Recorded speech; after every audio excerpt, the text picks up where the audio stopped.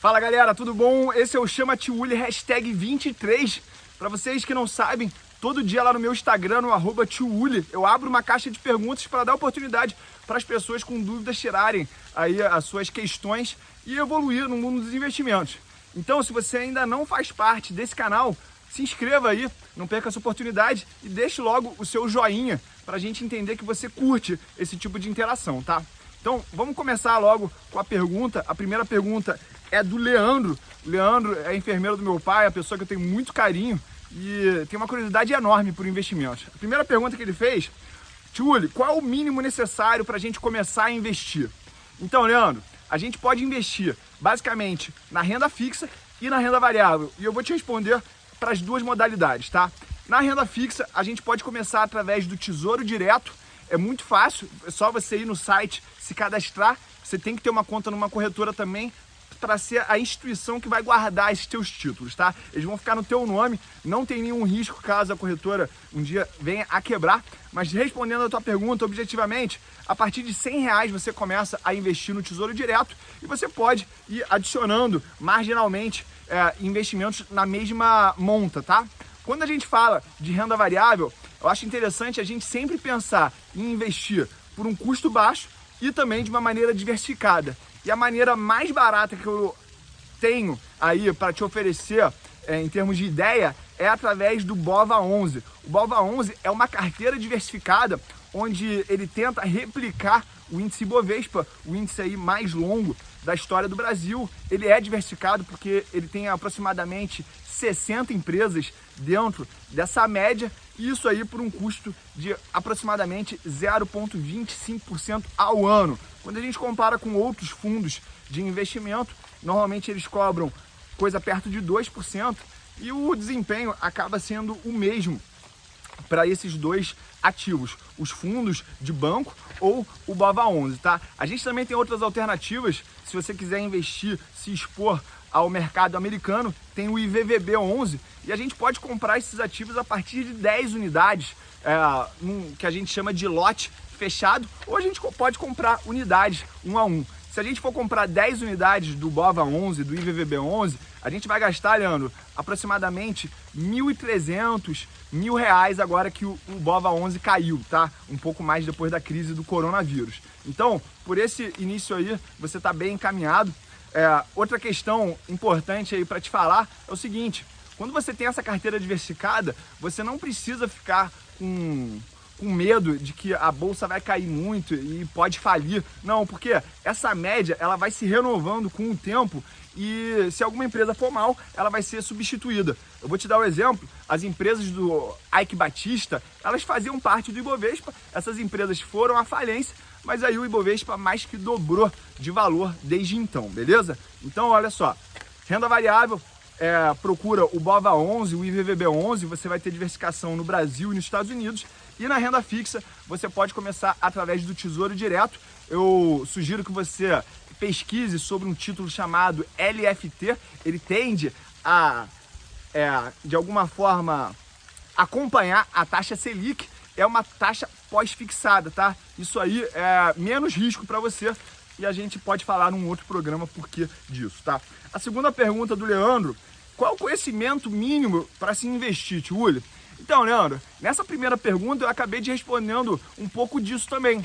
Você precisa ter uma carteira diversificada, você precisa ter uma carteira de baixo custo e você também precisa variar um pouco de renda fixa com um pouco de renda variável.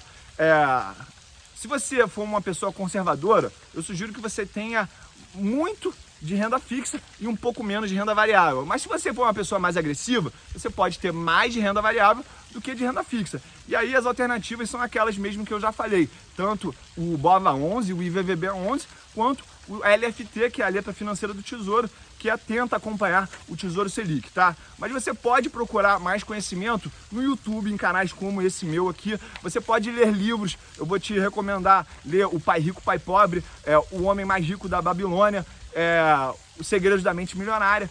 Todos esses livros, eles ajudam a construir uma crença de que a renda variável ela é a melhor maneira da gente investir para o longo prazo, porque a gente tem um upside, um potencial de crescimento muito maior que na renda fixa.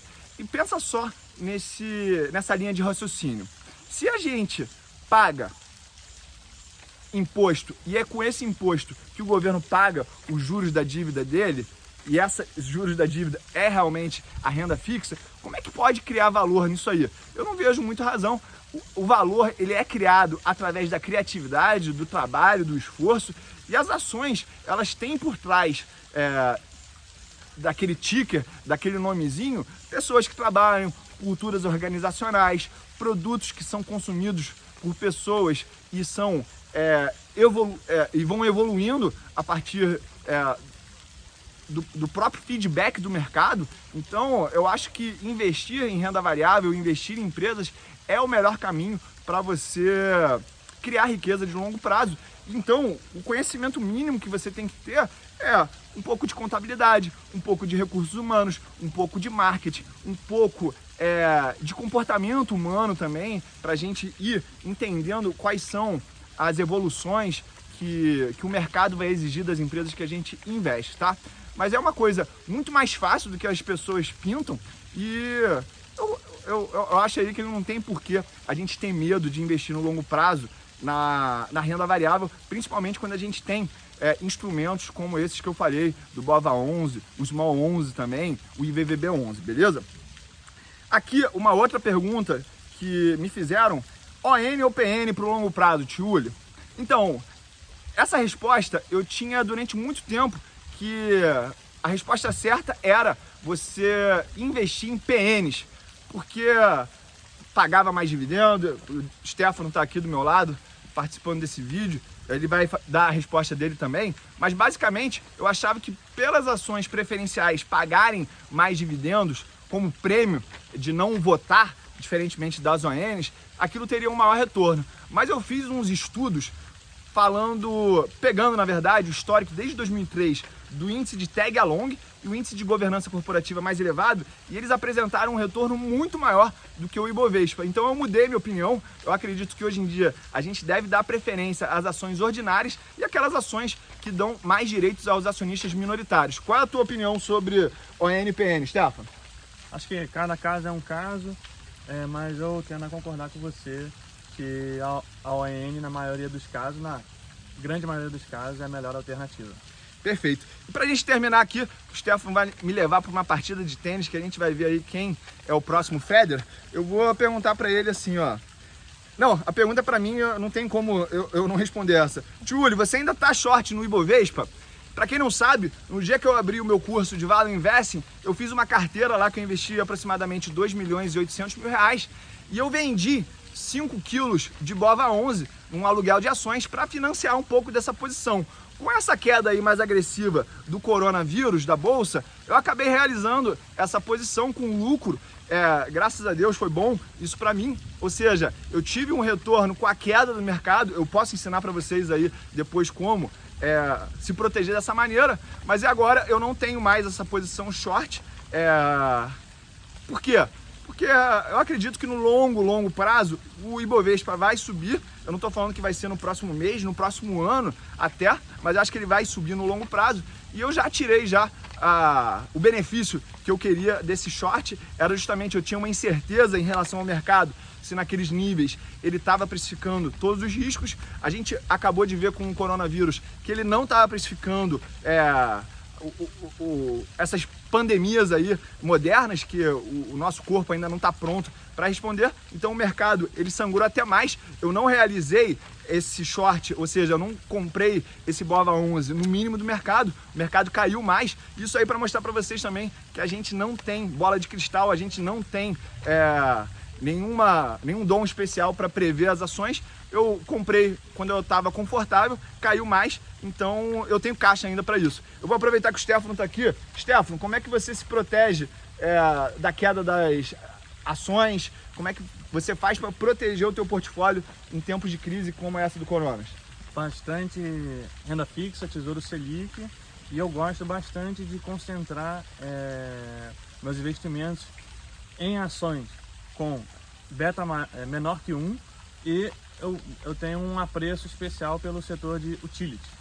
Boa, para quem não entendeu muito bem o que o Stefano falou, o beta é uma medida estatística para medir risco, então ele quer pegar empresas que essencialmente têm menor risco. E quando ele fala de utilities, ele está falando de empresas de energia elétrica, concessionárias de saneamento, empresas de rodovias, que essencialmente são menos arriscadas porque tem uma demanda quase que constante durante o ano inteiro, então tem muito pouca flutuação, as incertezas são menores. Você acabou não falando de ouro. O ouro é uma maneira também de você apostar num mercado em queda, ou você tem realmente um call aí, você tem realmente uma crença de que o ouro vai valorizar no longo prazo? Eu acho que o ouro pode se valorizar sim, dependendo da deterioração da economia global e principalmente dos Estados Unidos. Perfeito. Então, o ouro ele é tido como um paraíso, um céu dos pessimistas, né? Quando tem problema no mundo, as ações costumam cair e o ouro costuma a se valorizar. Gente, vamos lembrar aqui que nada do que a gente falou é uma recomendação, a gente está falando aqui só com intuito educacional. É muito importante que você tenha autorresponsabilidade para tomar as suas decisões. Você pode até escutar a opinião das pessoas, mas saiba que ninguém é dono da verdade e quem tem que lidar com os teus resultados é você. Quer deixar algum recado aí para se despedir, Stefano? Vocês que já viram o gráfico, por exemplo, do Ibovespa do passado, já viram que ocorreram quedas de 10, 20, 30, 40, 50%.